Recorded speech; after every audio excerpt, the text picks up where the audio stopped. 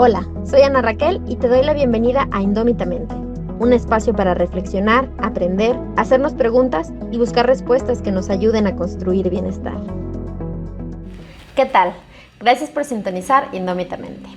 Hemos estado charlando sobre varias cuestiones del abordaje de la salud mental desde la psicología y la psicoterapia de perspectiva feminista, para lo cual ya charlamos sobre el contexto en el que surge esta perspectiva, algunas de las cuestiones a las que nos enfrentamos quienes dedicamos nuestra labor a esto y sobre qué cosas toma en cuenta esta perspectiva, cuyo resumen podría ser: toma en cuenta que existe el patriarcado con todas sus características e implicaciones, ¿no? que estas características tienen.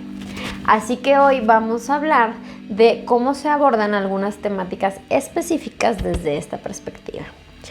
Un ejemplo lo vamos a encontrar en la primera serie de episodios de este podcast, ¿no? Del episodio 1 al 8 me parece, en los que hablamos sobre la mitología del amor romántico y sobre cómo podemos construir otras formas de relacionarnos.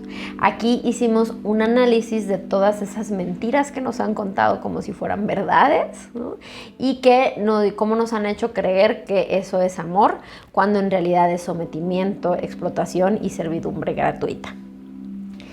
También tenemos otra serie de episodios que hablan sobre la responsabilidad afectiva, y estos van del 10 al 17, que si bien es un concepto que surge cuando se comenzó a teorizar sobre el poliamor, ha sido de mucha utilidad al abordar las relaciones desde la perspectiva feminista.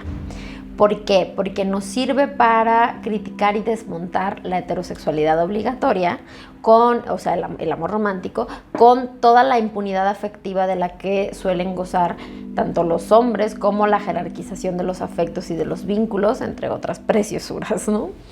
En realidad es posible abordar cualquier tema en terapia desde esta perspectiva, pues el patriarcado, como ya les venía contando, pretende y muchas veces consigue abarcarlo todo.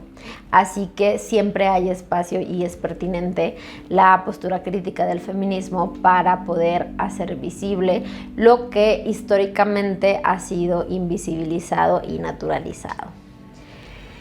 ¿Qué otros ejemplos podemos encontrar? Por ejemplo, cómo se aborda el tema del amor propio de las mujeres, pues la perspectiva feminista va a tomar en cuenta cómo el asunto de cumplir los mandatos de la feminidad hace que sea imposible construir amor propio, ¿no?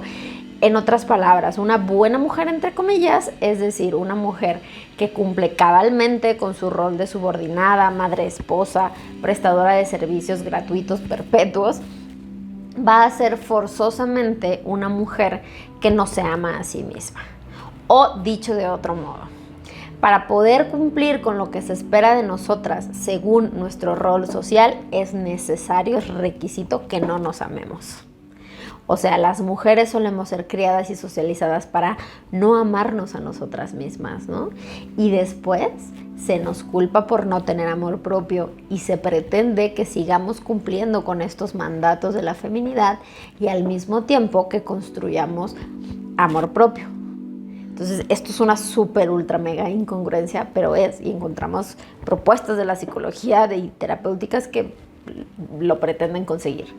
También desde la perspectiva feminista se van a abordar de forma muy particular, por ejemplo, las violencias que vivimos. Vamos a poner un ejemplo que no esté como tan grave, hablando en la escala de violencias que podemos llegar a vivir, ¿no? Digamos que vivimos una situación de acoso.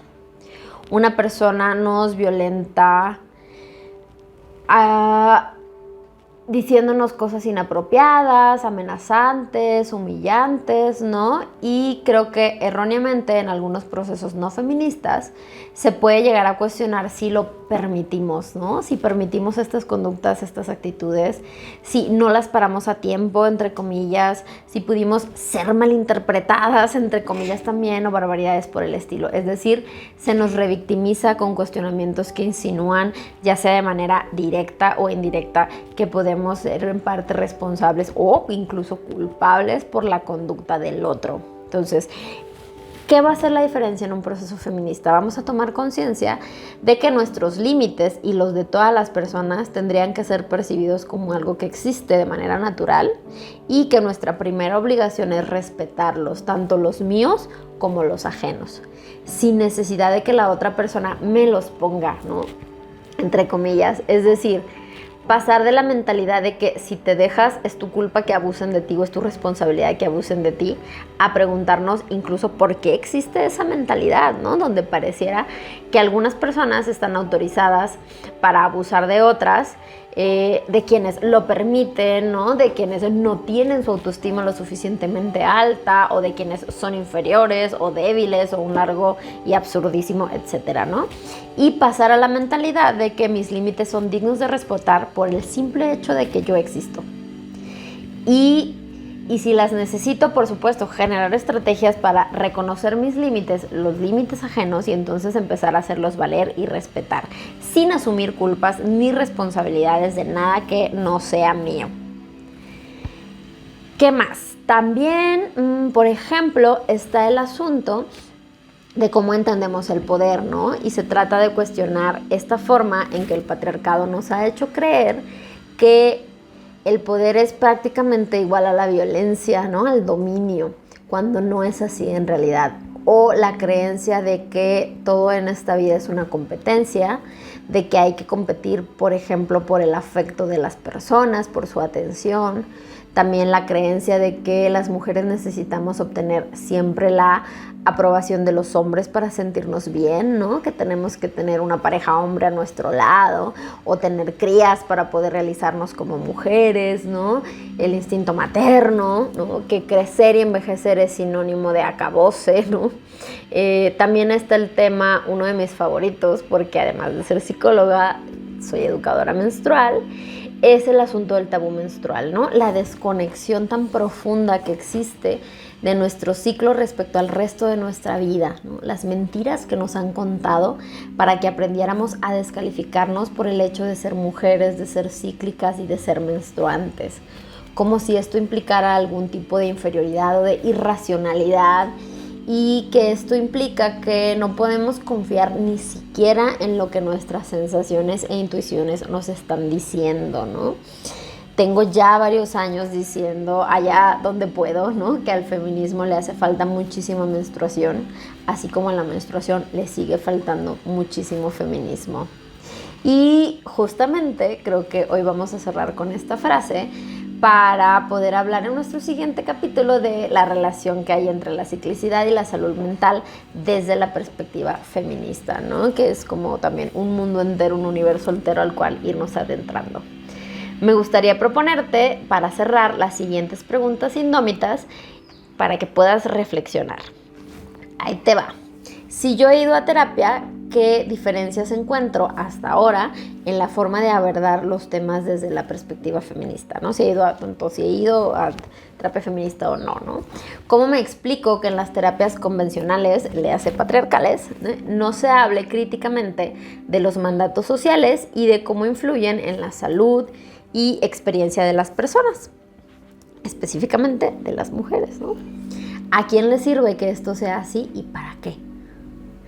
Sobre todo para las mujeres esta pregunta, ¿no? ¿Alguna vez sentí que aunque avanzara en terapia seguía con algún tipo de malestar profundo que no podía ni nombrar? Que bueno, aquí habría que ver lo de la mística, la feminidad de Kate Millett, creo. ¿Alguna vez me han dicho algún comentario misógino, machista, sexista, androcentrista en terapia? ¿Y cómo afectó esto a la relación terapeuta-consultante que tenía, ¿no? ¿Cómo podría ayudarme a mí un acompañamiento de perspectiva feminista? Estas son las preguntas indómitas de hoy y esto es Indómitamente. Un espacio para reflexionar, aprender, hacernos preguntas y ver si vamos encontrando respuestas que nos ayuden a crear bienestar. La próxima semana, como les digo, vamos a entrar al mundo de la relación entre ciclicidad y salud mental desde perspectiva feminista, porque creo que es un pilar fundamental no solo de lo que yo hago, sino que creo que tendría que ser de cualquier praxis de psicología y psicoterapia feminista. Muchas gracias por ser parte de Indómitamente. Si te gusta este contenido, házmelo saber dándole por ahí una me gusteada, compártelo, coméntalo, pásaselo a las personas que creas que les puede servir o que necesitan enterarse de esto, ¿no? Dime también sobre qué otros temas te gustaría que siguiéramos hablando y recuerda, más sabias, más sanas, más libres. Te veo la próxima semana.